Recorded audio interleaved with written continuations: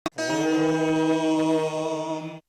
सहनावतु सहनौ भुनक्तु सह वीर्यं करवावहै तेजस्विनावधीतमस्तु मा विद्विषावहै। ॐ शान्ति शान्ति शान्तिः।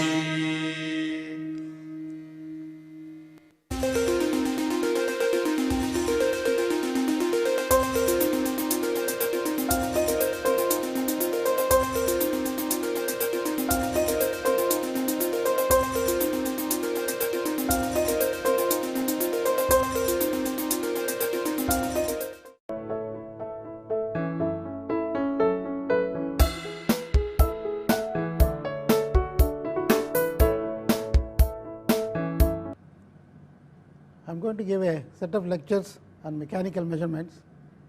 The lectures are arranged in modular form, and today we will just introduce the module number 1, and we will see what are the things we are going to cover in this module. The first topic which I am going to cover is to introduce the area of measurements, and mechanical measurements is a sort of a subset of what we can call as measurements. Therefore, introduction to measurements will be a general description of what measurement means, and then of course we will also look at what mechanical measurements are later on. When you do any measurement in whatever field it is, the measurement process is prone to some errors, and even before we start looking at the specific measurements and how we do it and so on, it is good and necessary to understand about these errors, how to either minimize them or to characterize them and so on. So, the errors in measurement forms the topic which will be given emphasis to start with, and when we talk about errors, there are some statistical principles which are required to understand the nature of errors, and of course when we go into the specific topic we will give more details. Right now it is sufficient to understand that there are some statistical principles involved in the characterization of errors, and that will be the topic which we are going to look at.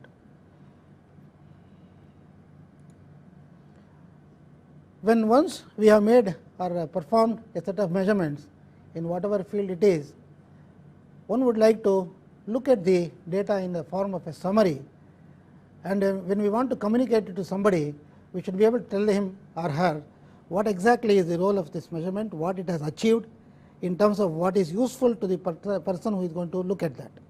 So, regression analysis is a natural thing to do. Regression analysis tries to put everything in the form of a simple formula or a simple set of formulae which will be useful to the user.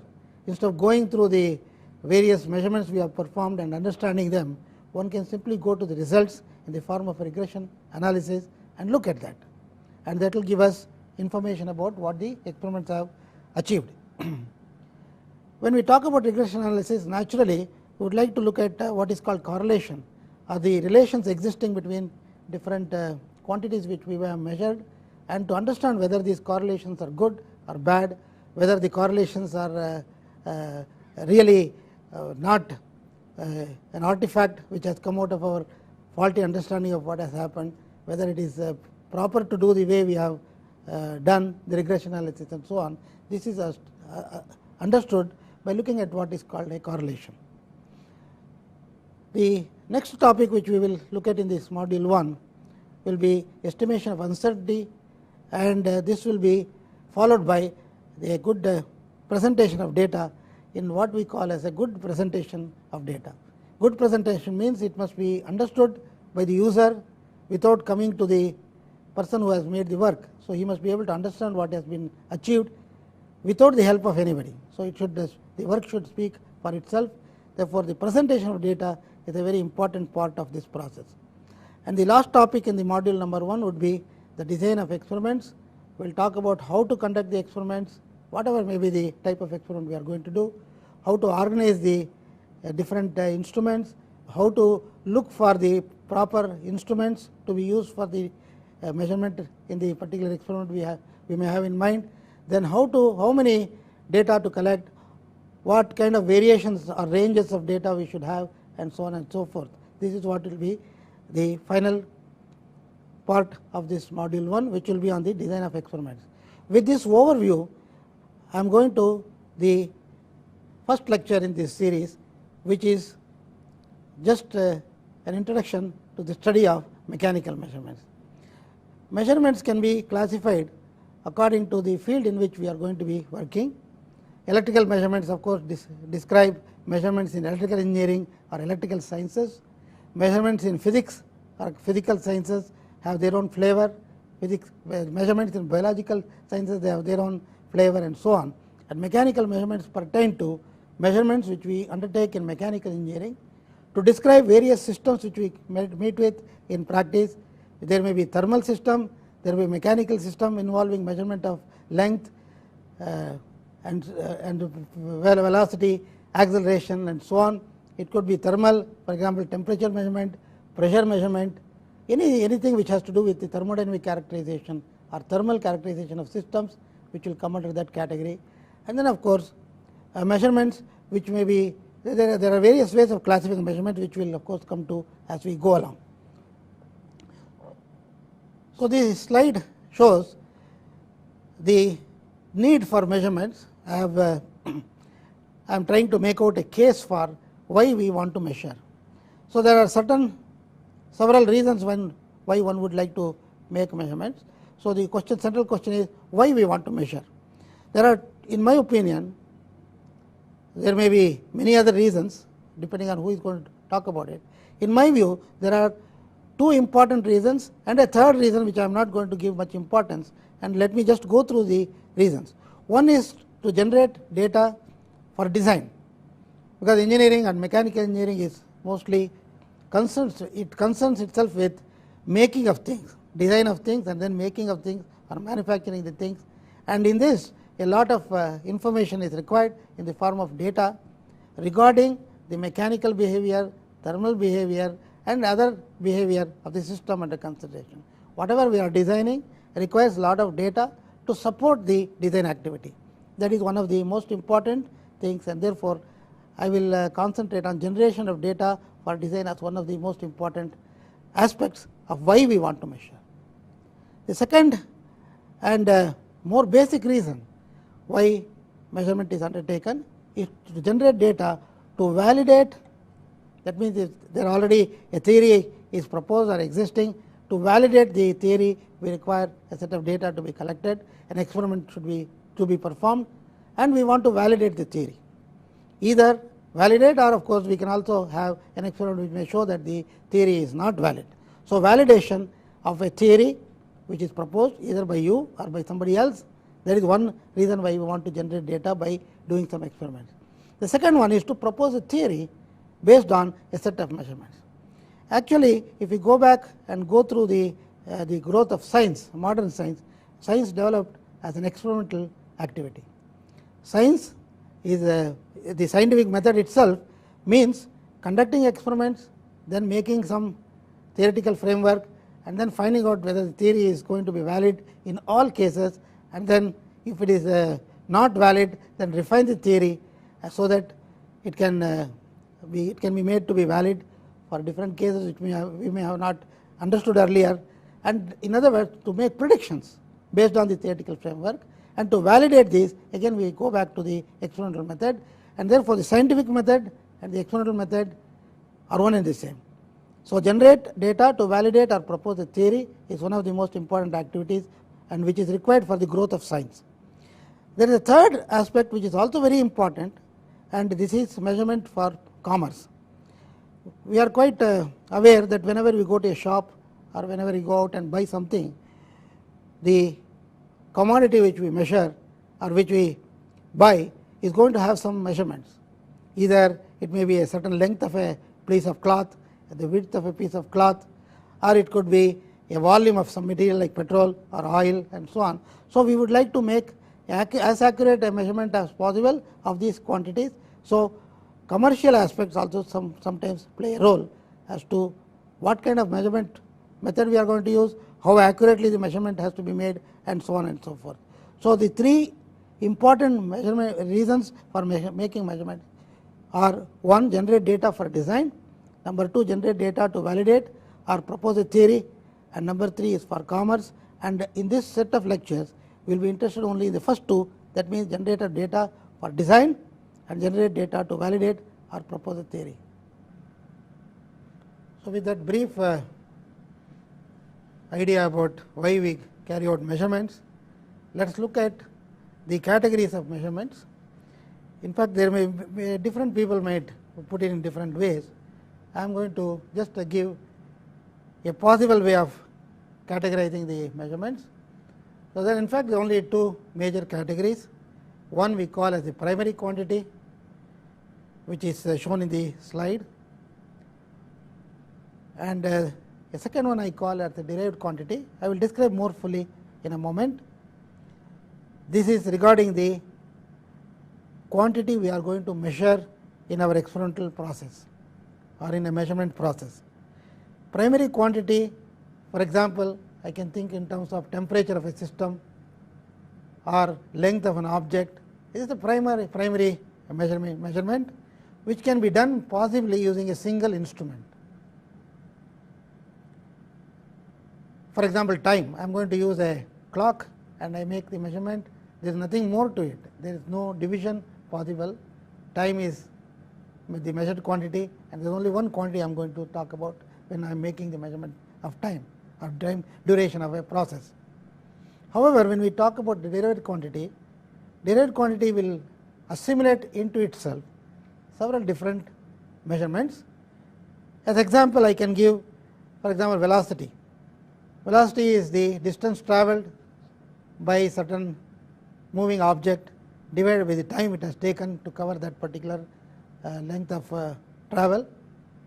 So, the derived quantity requires at least two measurements. One, the measurement of the distance between the 2 points which has been covered by the moving object, and then of course, the time it has taken for this particular action or activity. So, derived quantity is obtained as a ratio of two measurements. So, in other words, we have a primary measurement of the distance travelled, another primary measurement of the time duration for which this activity took place, and to obtain the derived quantity I have to get it as a ratio of these two quantities. Of course, it is just a very simple example I have taken. The ratio of two quantities is going to give a derived quantity. Many times it may be a more complex formula which relates the derived quantity to the quantities which we are going to measure. The primary quantities may be involved, sometimes to the power, sometimes the logarithm of that quantity, and so on and so forth. So, people who have some idea about measurements will understand that primary quantity and derived quantity are related to each other. The primary quantity is the primary measurement or the measurement of one thing at a time using one instrument maybe, and whereas the derived quantity requires the putting together of various measurements of primary quantities according to some formula. So, this is one way of categorizing the measurement as primary and the derived quantities.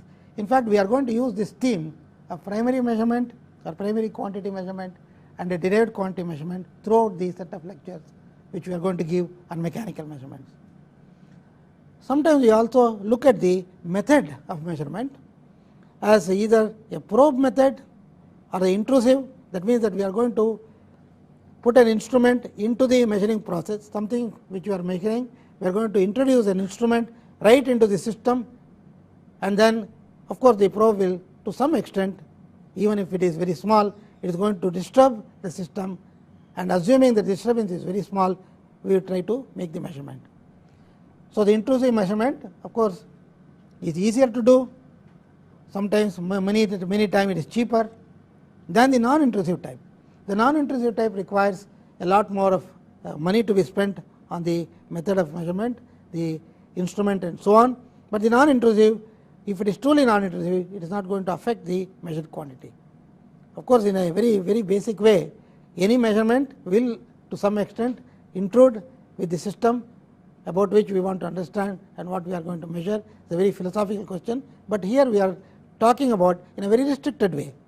So, the intrusive certainly requires, for example, you want to measure the temperature of a bath of water, you have to put a thermometer into it, and of course the thermometer is going to interact with the system, the bath of water, and it will disturb the temperature right close to the thermometer, therefore to some extent it is going to affect the measurement. Whereas if you are using a laser beam, of course laser beam also to a very small extent maybe it will intrude, but it is more non-intrusive than compared to a thermometer which you want to introduce into the system. So just to understand what we have mentioned in the previous slide, let us look at a few examples. One is we talked about the measurement of a primary quantity, like for example temperature,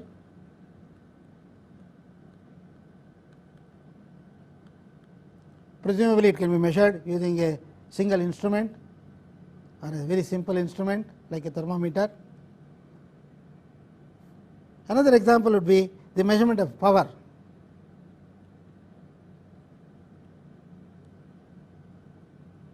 Let us take the example of an object which is heated, and the power can be measured using a wattmeter,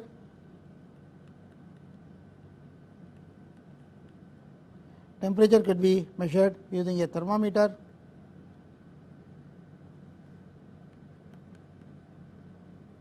suppose we want to look at the process of heat transfer.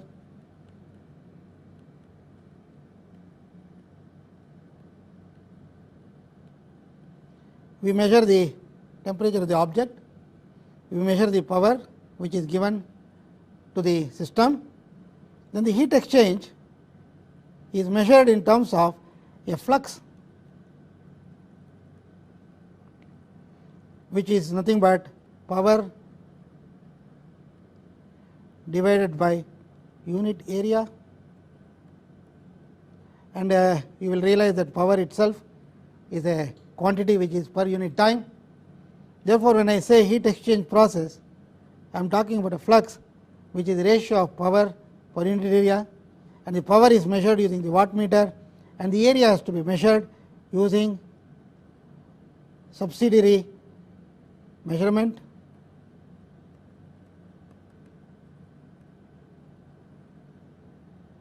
For example, if it is a cylindrical object, I will measure the height of the cylinder and the diameter of the cylinder.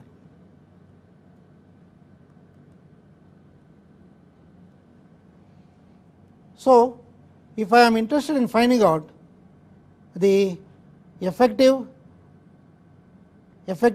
of the heat exchange process, I would be introducing a quantity like the heat transfer coefficient.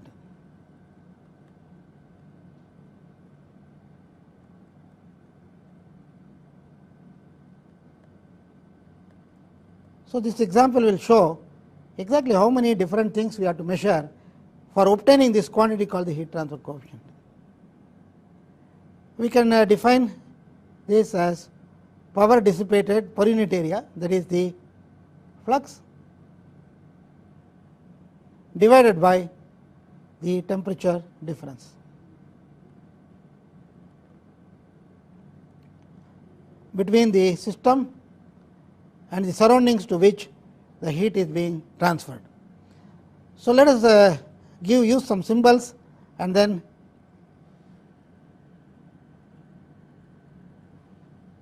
in the next page I am going to show what is happening. So, if I use the heat transfer coefficient as H, this is nothing but the power dissipated per unit area, P divided by A,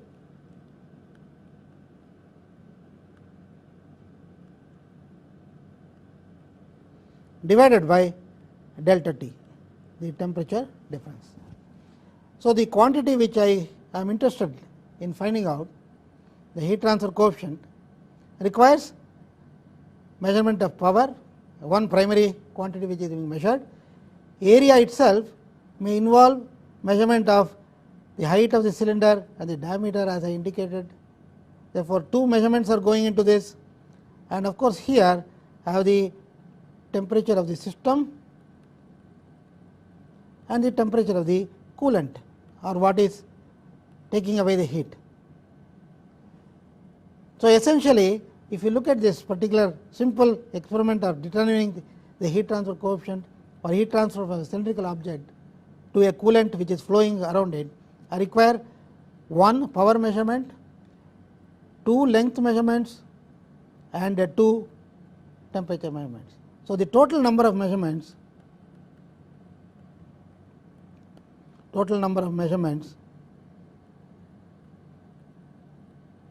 is just the sum of all the 1, 2, 3, 4 and 5. 5 measurements are at least required. And all these 5 different measurements are of different quantities. Power is the amount of heat which is being dissipated, which may be measured in terms of the amount of heat input to the heater if it is an electrically heated object. Then the area involves the height and the diameter measurement. These are length measurements, both are lengths. They may require different instruments. The height may be measured by one instrument and the diameter may require the measurement using, for example, a vernier caliper or something like that. And the temperature, of course, we may require different thermometers as required. So, the total number of measurements is 5, and what we are going to get is one derived quantity. So, to get one simple derived quantity, the heat transfer coefficient, which is normally used in heat transfer applications, I require to make at least 5 measurements to get an idea about this derived quantity. Therefore, 5 primary measurements or 5 primary quantities are measured, maybe using 5 different instruments, different types of instruments, and then they are combined together by using a simple formula like this, P by A divided by delta T. Of course, this formula seems to be very simple in this case, but there may be cases where the formula may be more complicated. Let me take one more example. Suppose I want to measure the volume of a vessel. This is also an important measurement which is required in many applications.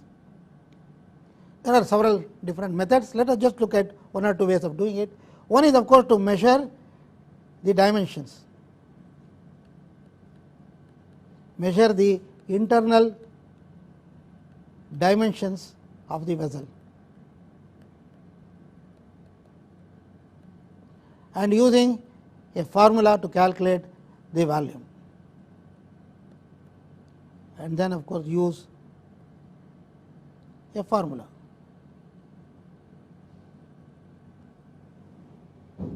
A second method, of course here we are measuring, but we are measuring the internal dimensions and then combining them using a formula. Or we can fill the volume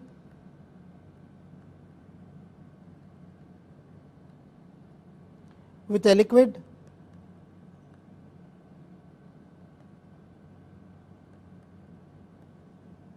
so fill the vessel with a liquid like water, for example, which is easily available. Then empty this into a measuring jar.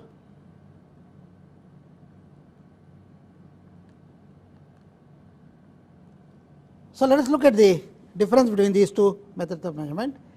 In the first case, I am measuring the internal dimensions. If it is a spherical vessel, for example, if it is known that it is a spherical vessel, I need only one measurement, the diameter of the sphere, inner diameter of the vessel. If it is a complicated shaped object, it becomes more and more difficult to make this measurement. This is difficult to perform if the shape of the vessel is not very simple. If it is a complicated shaped vessel, it becomes more and more difficult to use this method. So, the method number 1 is not necessarily the one which we are going to adopt. The method number 2 has some great advantages, because the shape of the vessel is not a very problematic thing in this case.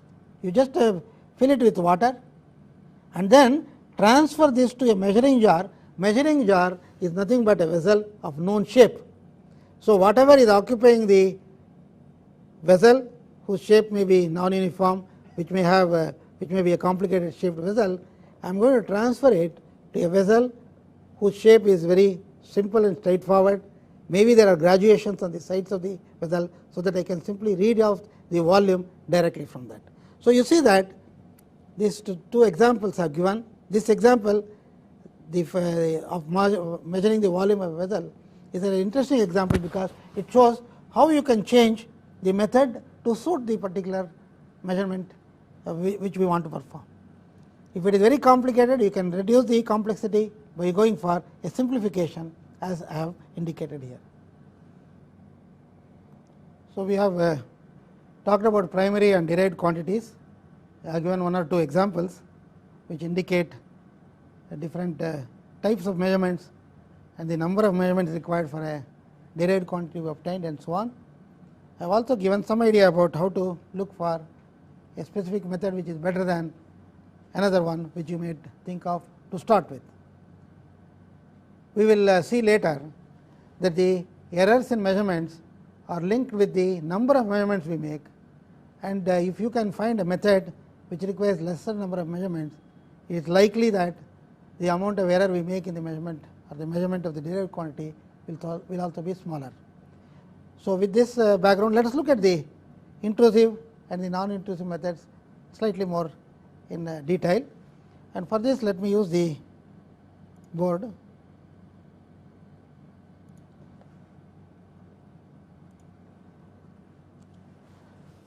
So, what I am going to do is to take one or two examples again, like we did in the case of the other two cases. Let us look at measurement of velocity.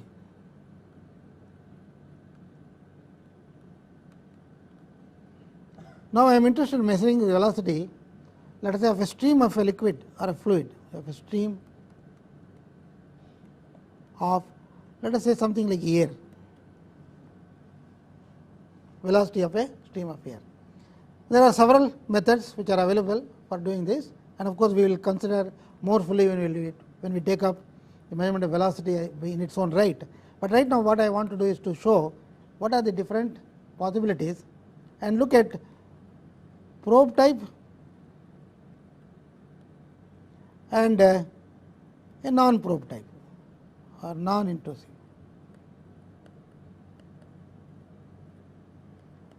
Those of you who have had some exposure to fluid mechanics will know that velocity of a stream can be measured by converting the velocity or head or velocity to a pressure head, and for example, we can use an instrument like a Venturi meter.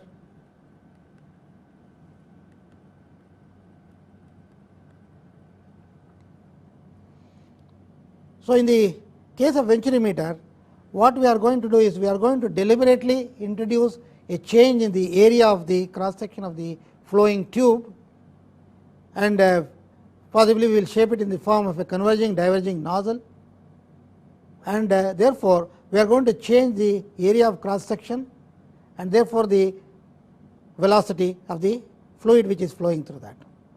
So, that when the velocity increases, when it goes through the converging part of the nozzle or venturi, the velocity will increase, and because the velocity increases, the pressure will drop. So, we measure the pressure drop across the venturi, and then we try to find out what it corresponds to in terms of the velocity. So, the Venturi meter is a probe type one, because it is going to introduce deliberately a change in the cross sectional area, and therefore, there is a change in the velocity. We are not measuring the velocity which is existing originally, but we are trying to modify the velocity to increase it and then try to measure it. And of course, in this whole process, there will be some additional pressure drop.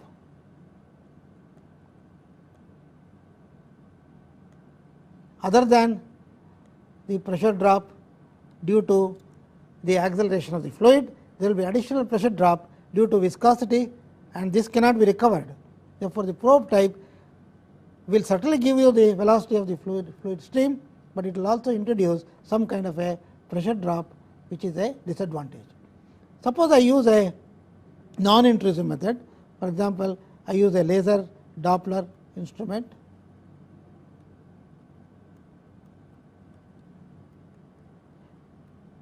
It is considered to be non-intrusive. So, what I am going to do is I am going to use a laser beam or maybe more than one beam, make it cross, go through the medium whose velocity I want to measure, and assuming that the medium has got some dust particles, these dust particles will scatter the laser radiation, and by looking at the scattered pattern we will be able to get the velocity of the stream of air. In these two cases, the probe type which uses a venturimeter, I am going to get only the average velocity of the fluid in the tube. In the case of non-intrusive laser Doppler instrument, I can make the measurement of the velocity at any point within the flow. That means I can get more information from this. By scanning the entire cross section of the flow, I can even find out how the velocity is varying across the cross section. Therefore, not only that it is non-intrusive, it is also more productive, because it is going to give you more information about what is happening across the cross section. Of course, the non-intrusive is a relative term. We are assuming that some naturally occurring dust particles in the air are going to do the business of scattering the radiation. If not, we are going to introduce some small particles in the form of smoke, for example, and of course, that will also to some extent it should interfere, but normally it is considered to be non-intrusive. The advantage of non-intrusive method is that it gives you the information without any probe, and therefore, there is no external influence on the flow. Of course, you may require a window which is transparent to the radiation and so on. So, you have to arrange it properly. It may be more expensive to do the non-intrusive measurement, but it can also give you more dividends in terms of better measurement, more accurate measurements possibly, and also it will give you details which the probe type measurement may not be able to give. So, with this background, let us look at a general measurement scheme.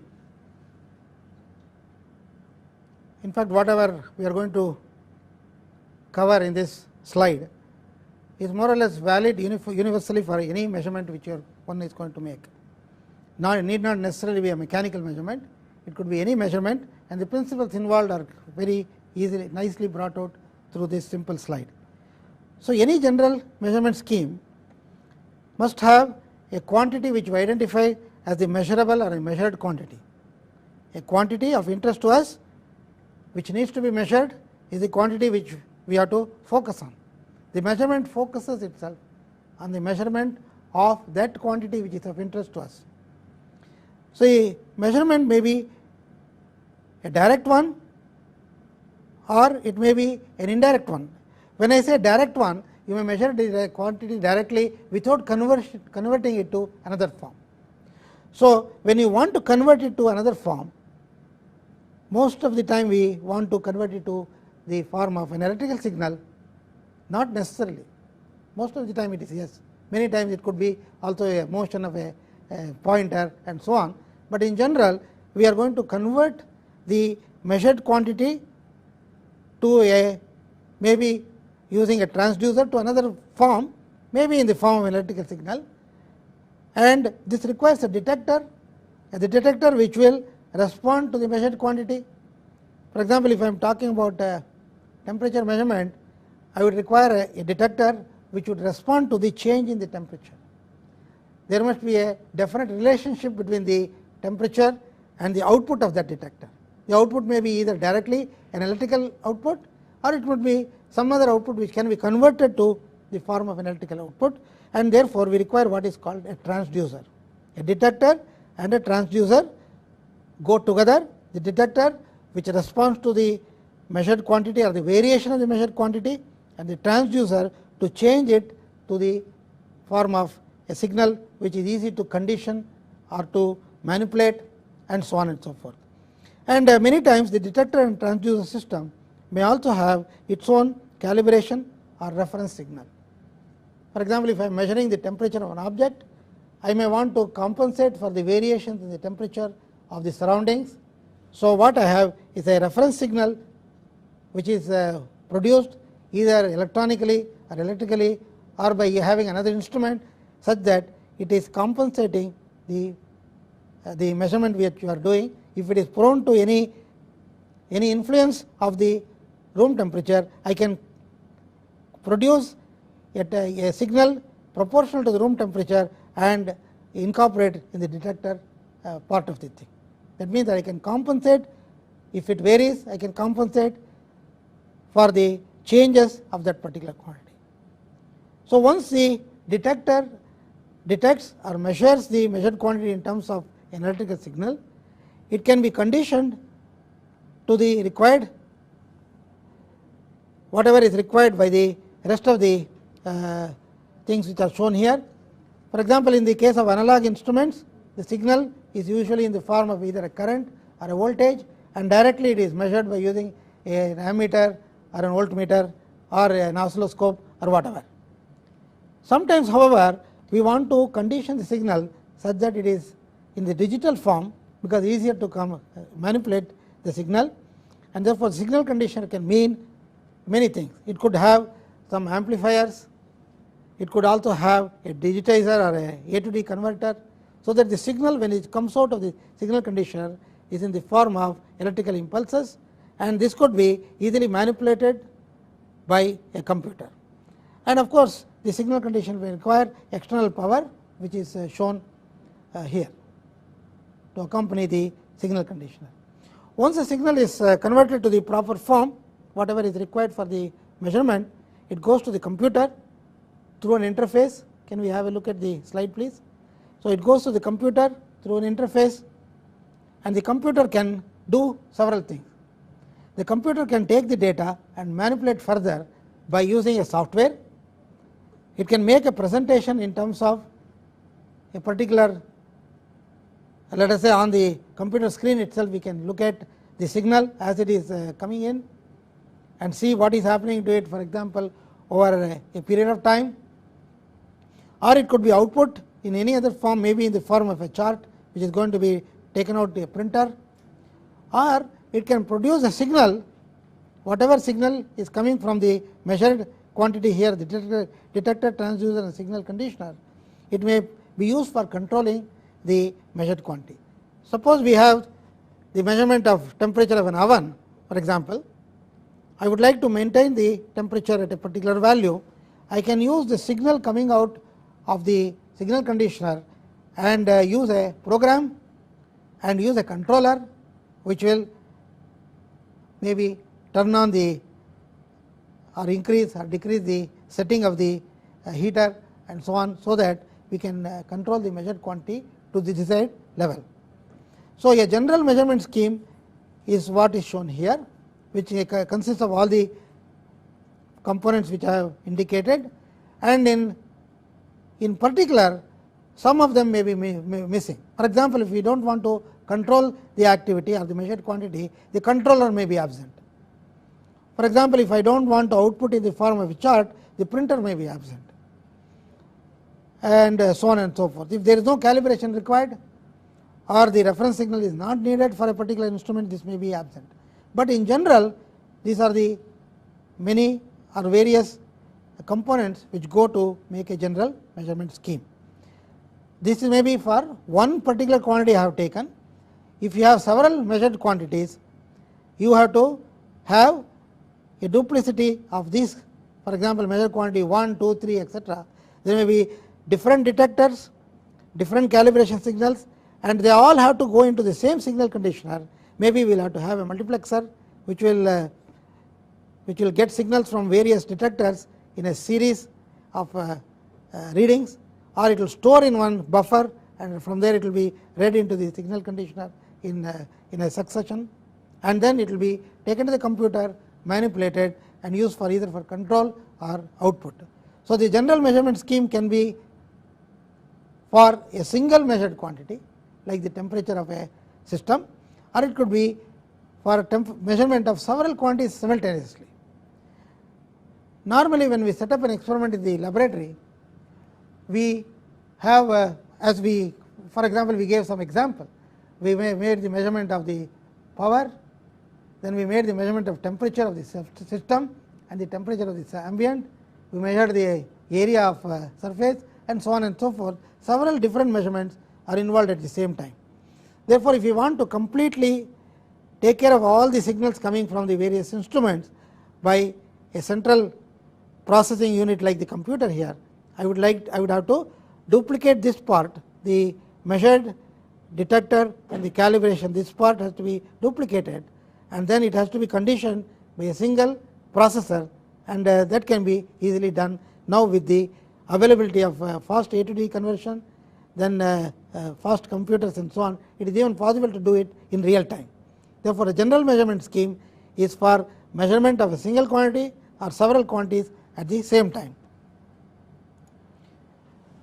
So, whenever we talk about measurements, I mentioned even when I introduced the module to you, we have to think in terms of the errors which may occur in the measurement.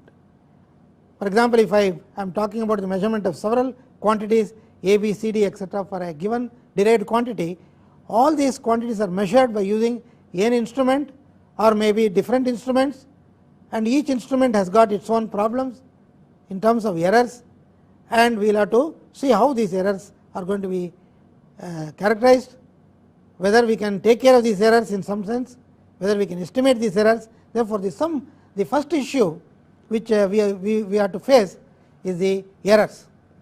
The errors are always present, even with the best of the instruments, best of the measurements, you will have some errors there, and these errors may be of two types, systematic or random. So, we will take up these two cases slightly later. The other issue which obviously is very important is the repeatability of the measurement. So, if you make the measurement on one particular day and repeat the measurement after 2-3 days, or you make the measurement repeatedly one after the other, you make the measurement let us say in the morning, again set up the experiment, make the measurement in the afternoon and so on. So, repeatability means are these going to be close to each other? If the measurements made at different times are going to give you the same value, of course same value you cannot get. Are they values close to each other? Repeatability is a thing which talks about the closeness of repeated measurements. If it is not repeatable, then we have to change our method and change the experimental setup maybe. So, we have to give up the whole measurement process, because if it is not repeatable, there is no need to make the measurement. It is of no use to make the measurement. And in fact, we will show later that repeatability and the errors which I have mentioned here are to some extent are dependent on each other. They are dependent on the errors, and therefore, we will look at that a little later on. In order to circumvent some of these things like systematic errors, we are forced to use a calibration. Calibration is a process of comparing a particular instrument with an instrument which is accepted as of good quality. So, calibration means comparing an instrument X with an instrument which is already available, which is already shown to be proved to be good, and somebody has given you a certificate saying that that instrument is good. Then you compare your measurement or your instrument with the calibrated with the standard reference. Calibration can also mean comparison of the measurement using our process. Let us say I am interested in the property called thermal conductivity of material. I will measure the thermal conductivity using my apparatus and compare this value with what is obtained by somebody else using a calibrated or with a standard reference method. Or I can even use a material which we call as a standard reference material, for which I am going to obtain the thermal conductivity in my laboratory, and then compare with the value which is quoted by the standard manufacturer. The manufacturer will give you a value, then you find out the value in your laboratory, compare it. So, calibration can mean either calibrating the instrument directly with an instrument which is standard, or you can use a material for which the property has been measured and given under certificate by somebody, and then you make the measurement of the same property using the same material in your laboratory and then compare with that one. So, calibration and standards go together. Calibration either for the instrument or for the material which you are thinking of. Of course, nowadays this linearity or linearization is not a very important issue. However, in instrumentation practice, normally people talk about linear. It is best to have a linear relationship between the input and output. If you are measuring a quantity x, and if the output of the instrument is directly proportional, it is very easy, because calibration becomes a simple multiplication by a factor. But nowadays with the data acquisition systems, with the computers and so on, these have not much of an importance, and therefore nowadays we are not bothered about linearity or non-linearity of the output. Any of them can be taken care of easily by proper signal conditioning and using the proper instruments and so on. So let us look at in more detail about the nature of measurement errors. These errors, as we mentioned earlier, may be of two types, and I am just recapitulating them in this slide. They are prone to two types of errors. One we call as the systematic error, and the second one random error. Systematic means whatever you do, your measurement is always going to have some error. That error is systematic. That means you cannot reduce it, you cannot avoid it. If you are using a particular instrument which is having some defect, whatever measurement you make, that defect will show itself. So if by calibration and by standardizing we can certainly reduce the systematic error or account for it or make a correction for it. So systematic errors are those errors which can be accounted for by proper evaluation of the instrument or the process of measurement, and then we can remove that or at least reduce it to a large extent. However, if I look at the so called random errors, no such possibility exists. Random errors are not quantifiable directly in terms of a cause and effect relationship. We cannot say that the random error is because of a particular reason. Random errors occur because of unknown reasons, untraceable reasons. Therefore, what we do is we will look at these in a little more detail. Systematic errors we also refer to as bias. They are due to faulty or improperly calibrated instruments. They may be reduced or eliminated by careful choice of instrument, as I indicated just a while ago. However, if I look at the random errors, these are due to non-specific causes like natural disturbances that occur during the experiment. There may be vibration, there may be, if you are doing a heat transfer experiment for example, there may be a air movement in the room which may affect the heat transfer process, or somebody may shake the table and it may alter the readings we are going to get, and therefore these are something which cannot be quantified, these cannot be eliminated. What we can do is to look at the characteristics of these errors in terms of a statistical analysis. We will go to the next slide. We will see that random errors have some statistical feature which characterizes it. So the statistical analysis of the data is going to only talk about the random errors, and if you look at the systematic errors, there is no such statistical analysis possible. Statistical analysis will only apply to the random errors because they have some statistical variation in them, and we can characterize it by statistical analysis, and that is what we are going to look in a little more detail before we proceed along. So let us look at the process of measurement, and let us see what are the qualities which we look for the measurement, and we will define two new quantities. I will call them as accuracy number 1, and number 2 I am going to talk about precision. So the accuracy is something to do with the first type of error, the systematic error.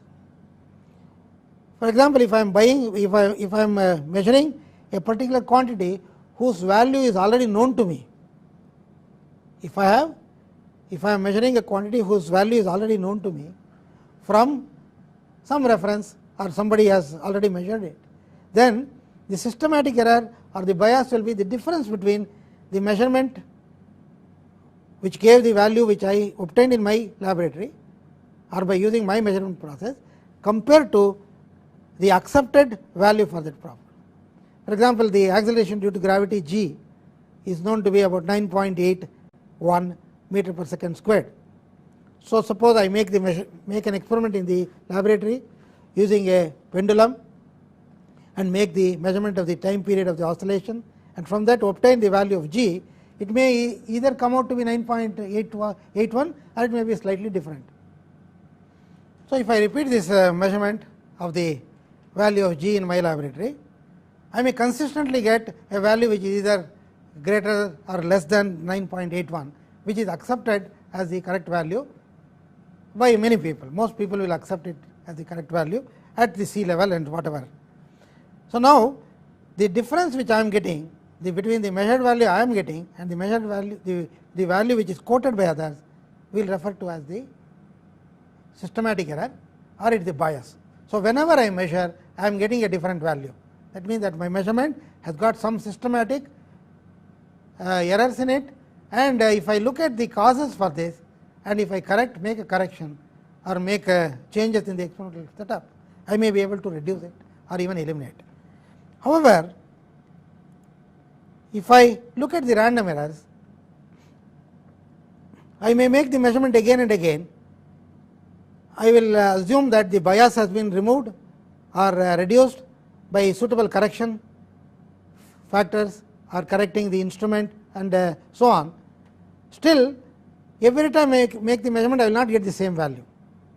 For example, the value of 9.81 is what I obtained or what is quoted. What I obtain may be slightly different from it. It may be sometimes slightly more, sometimes slightly less. It is not on one side. It cannot always be less or always be more, in which case we will talk about bias.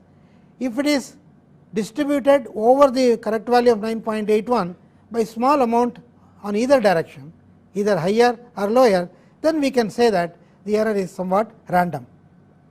So, when the error is random, we can characterize it by statistical means, and in order to do that, we look at two different quantities. One is the accuracy. The accuracy is good if the bias is small. That means we say the smaller the bias, the more accurate the data. I will illustrate it with an example a little later. However, if I am looking at the random fluctuations, the smaller the random fluctuations with respect to the accepted value or a value which I can be confident about, then the smaller this random error, the more precise is the data. Therefore, the accuracy and precision refer to two different things. Let us take a typical example. The example I have in mind is something which is very familiar to all of us. Somebody is doing target practice. Maybe there are 2 or 3 different fellows. There are 3 examples shown here in this slide. The first example, you can see that each person has taken 7 shots, and in the case of the first fellow, all the 7 are within the first circle, the innermost circle. So, let us look at the second fellow. All his 7 shots have come very close to the edge of the target and they are clustered in a corner. In this case, it is here in the center. In the second case, it is at the corner, and there is a third fellow whose shots have gone all over the big circle. They are not clustered, they are distributed throughout the thing. So, we can immediately come to the conclusion that if we remember what we described a little while ago about precision and accuracy, in the case of target practice, your idea is to hit at the target at the middle of the bull, at the very small circle at the middle. So, as far as this fellow is concerned, the first fellow, the precision is good, the accuracy is good because he has most of it are inside the first circle. That means that the value, if you assign, for example, I can do the following. I can assign a value of 10 for this circle, 9 for the next one, 8, 5, 4, etc. for the other circles. So, if you look at the score of the first fellow, it will be almost like 7 into 10, 70 he is going to get. So, if you look at the second fellow, he is also clustered in a corner, they are all good, but in the wrong place. He will probably get the lower score, because 7 into maybe 5, 35, whereas this fellow got 70, he got only 35. Whereas this fellow is all over the place, he is not, his aim is very bad. So, accuracy is not good, and precision is also not good, because random fluctuation. With respect to the center of the circle here, you see that he is all over the place. So, an experiment can be like this. The first one, if you go back to the slide, an experiment can be like this.